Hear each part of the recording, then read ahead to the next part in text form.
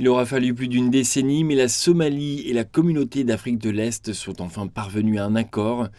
La Somalie a rejoint la CEAE, ajoutant 17 millions de personnes au bloc régional qui connaît la croissance la plus rapide sur le continent. Les dirigeants affirment que l'adhésion de la Somalie entraînera une augmentation des volumes d'échanges. Aujourd'hui, alors que nous entamons un nouveau chapitre de l'histoire de la Somalie, le peuple somalien est honoré et je suis profondément honoré de me tenir devant vous alors que nous devons officiellement membres de la communauté de l'Afrique de l'Est. Le sommet a également vu le président sud-soudanais Salva Kiir nommé président de la communauté de l'Afrique de l'Est en remplacement de son homologue burundais Évariste Ndayishimiye.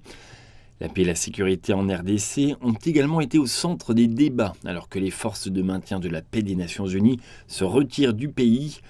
Le président kényan a rassuré les citoyens de cette région agités en leur disant qu'ils n'étaient pas seuls et que la CAE collaborerait avec eux pour élaborer un plan visant à garantir la paix et la stabilité.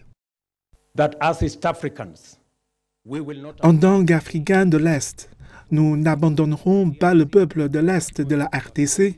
Nous allons convenir d'une méthodologie avec nos frères de la SADC sur la façon dont toute cette situation peut être gérée d'une manière qui respecte les souhaits du peuple de la RDC et d'une manière qui garantisse qu'il n'y ait pas de vide. Alors que le bloc se prépare pour le prochain sommet mondial sur le climat COP28, les présidents ont également passé en revue les recommandations sur une approche collective pour faire face aux défis du changement climatique et de la sécurité alimentaire.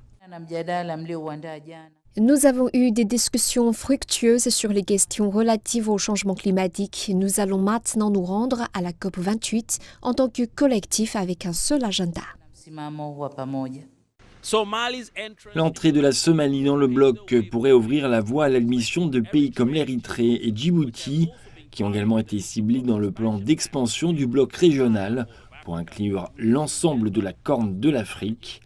Chaque nouveau membre pose de nouveaux défis, mais offre aussi de nouvelles opportunités.